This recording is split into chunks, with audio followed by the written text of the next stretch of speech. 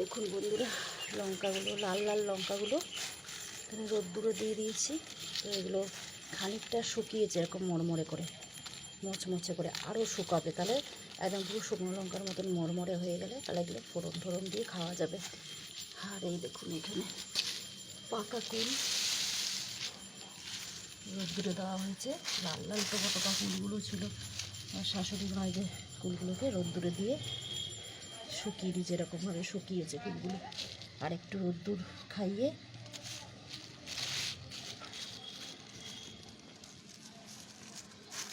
ডাল ঠাল খাওয়া যাবে, কুলের ডাল, টকের ডাল ভালো লাগবে বেশ। আজকে ওয়েদারটা কীরকম মেঘলা মেঘলা করছে, দেখুন আকাশটা। পরে হয়তো রোদ্দুর উঠবে, এখনও কীরকম কুয়াশার ভাবটা মনে হচ্ছে কাটেনি এখনও।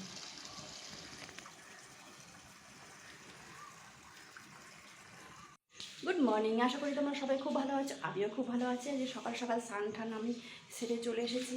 আর এখন এই জামা কাপড়গুলো মেলবো। আজকে বেশি কিছু কাচিনি, কারণ ওয়েদারটা না ঠিক ভালো ঠেকছে না, কিরকম জানি একটু মেঘলা মেঘলা করছে, সেই জন্য কাচলাম না, রিস্ক নিলাম না যদি বৃষ্টি বৃষ্টি এসে যায়। সেই জন্য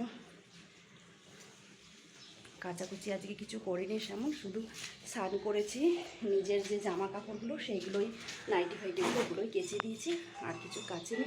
বেলার দিকে হয়তো রোদ্দুর উঠবে। তো সবার বাড়িতে এখন কাশির আওয়াজ, ঘন্টার আওয়াজ শুরু হয়ে গেছে, যেহেতু সবাই এখন পুজো আশ্রয়ে বসেছে সকালবেলা। আর এই স্নান ঠান সেরে যত সকাল সকাল বেশ পুজোটা দিয়ে নেওয়া যাবে না, তো এর মতো শান্তি আর কোথাও নেই। তো পুজোটা দিয়ে নিলে এবার আমি সমস্ত কাজ আমার ঠিক ঠিক এগোবে। তাহলে এখন জামা কাপড়গুলো মেলে দিয়ে, আর এখানে যে লঙ্কা কুলগুলো রোদ্দুরে দেওয়া হয়েছে সেগুলো একটুখানি মানে বিকেলের দিকে এসে আমি ওগুলো ঢাকা দিয়ে রেখে যাই। আর পরে যখন জামা কাপড় আমি মেলতে আসি তখন আমি ওগুলো খুলে দিয়ে যাই, কারণ রোদ্দুরটা উঠলে ওটাকে ভালো করে আবার ওগুলো শুকিয়ে যাবে। আজকে ভালো করে আরও দুদিন লঙ্কাটা আরও দুদিন ভালো করে রোদ্দুর খাওয়াতে হবে, কুলগুলো একটু রোদ্দুর খাওয়াতে। আর আমার শাশুড়ি মা কুলের মানে টক জিনিস প্রচণ্ড পছন্দ করে, সেজন্য কুল ঠুল এইসবগুলো আমার শাশুড়ি মায়েরই মানে কি বলবো, উনি সব কুল রোদ্দুরে দেওয়া আনা সমস্ত ওনার দায়িত্ব, উনিই নিয়ে আসে। আমরাও খাই, বাট উনি এইসবগুলো রেডি করে। আর আমলকি কেটে কেটে এত আমলকি নিয়ে আসে, ওগুলোকে কেটে নুন মাখিয়ে আবার সেগুলোকে রোদ্দুরে দেওয়া, শুকিয়ে একদম ভালো করে শুকিয়ে বয়ম ভরে রেখে দেবে, সেটাকে একদম 12 মাস আমরা খাই আমলকিটা। আর কাঁচাটা খেতেও ভালো লাগে, কাঁচাটাও অল্প অল্প খাই, কিন্তু শুকিয়ে রেখে দিলে সেটাকে অনেক দিন ক্যারি করা যায়। তো চলো নিচে যাই, পুজো দিতে হবে, পুজোটা না দিলে আর ভালো লাগছে না। আর এখনই কিরকম গরম গরম ভাব লাগছে, আর কোকিলের আওয়াজটা এত দুর্দান্ত লাগে যে কী বলবো। খুব ভালো লাগে আমার এই সকালবেলা আর বিকেলবেলা কোকিলের ডাকটা শুনতে আমার খুব দারুণ লাগে, হেভি লাগে।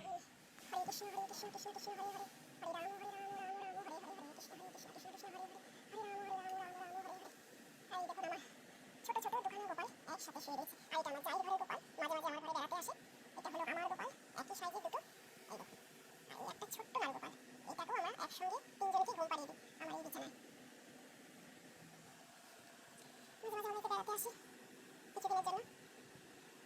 আর আমার এখানে এবার আমি জ্বালিয়ে দিলাম, তো এবার আমি ওদেরকে স্নান করাবো, ঘি মধু সমস্ত মাখিয়ে এবার আমি স্নান করাবো, স্নান টান করিয়ে ঠাকুর, তারপরে আমি পুজো শুরু করবো। আর এই ঠাকুরের বাসন আমার সমস্ত যে মাজা হয়ে গেছে, এখানে আমি জল এনে রেখেছি ঘটিতে।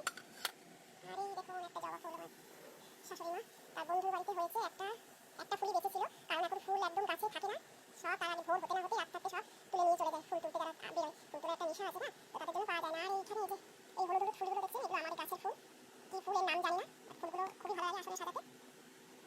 আর পাশে কটা তুলসী পাতা আমার তোলা আছে, কারণ এই গোপাল যেহেতু আমার আছে, তুলসী পাতা ছাড়া আমার পুজো হবে না। গোপাল আমার গুরুদেব, সবাইকে আমি চন্দন বেটে চন্দন দিয়ে তুলসী পাতা আমি চরণে দিই।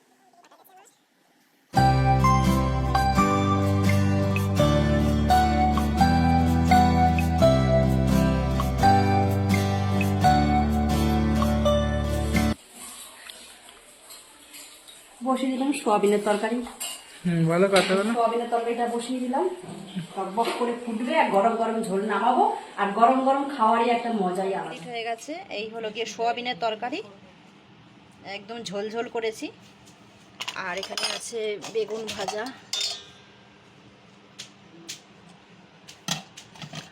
আর করেছি, আর এটার মধ্যে যে ওবেলার বাটি আমি বেড়ে রেখে দিয়েছি খানিকটা, আর এখানে একটু পালং শাক আছে, অল্প করে পালং শাক করেছি, আর এই রান্না করেছি। এখন বাজে দুপুর 2টো, আর আমার রান্নাবান্না কমপ্লিট হয়ে গেছে। আর তোমাদের একটা জিনিস দেখানোর আছে। তো কালকে এটার মধ্যে কি আছে বলুন তো, দেখাচ্ছি। বিশাল ভারী বাবু, এটা একটু বার কর। আর এইটার প্যাকেটটা এইমাত্র জাস্ট সায়ন ছিঁড়ে ফেললো। এই যে বাসন মাজার স্কচব্রাইট, এগুলোর খুবই দরকার হয়, আর সেজন্য এটা একবারে একটু বেশি করে অফারে পেলাম, নিয়ে নিলাম। আর এটাতে বাবু, এটা একটু বার কর।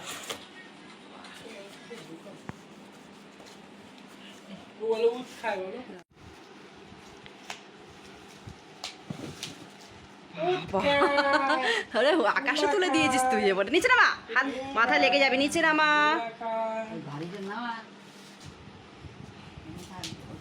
এই দেখুন সব বাসন মাজার সরঞ্জাম, বাসন মাজার লিকুইড, জেল লিকুইড। এই দেখুন ভিমবার নিয়ে এসেছি লিকুইড, এই লিকুইডটা খুব ভালো, সেজন্য আর পটপট করে ফাটিয়েই যাচ্ছে। একদম। এটা কতটা আছে? 5 কিলো না? 5 লিটার আছে এটাতে। একদম হয়ে গেল। তাহলে আমার বাসন মাজার স্কচব্রাইট আর লিকুইড স্কচব্রাইট।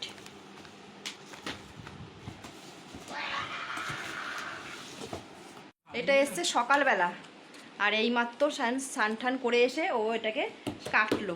তাহলে তোমাদের সঙ্গে এখনই শেয়ার করে দিই, ভেবেছিলাম পরে দেখাবো, কিন্তু ও যখন এইমাত্র কেটে ফেললো সেই জন্য এখন দেখিয়ে দিলাম। তো চলুন, স্নান টান করে এসে বসে রয়েছে, এবার ওকে খাইয়ে দিতে হবে, তারপরে ওকে খাইয়ে তারপরে আমি খাবো। গরম গরম লুচি ভাজা আমার কমপ্লিট, ফুলকো ফুলকো লুচি ভেজে নিয়ে আসলাম। আর এখানে আছে গিলা মেটে, এইমাত্র বানালাম।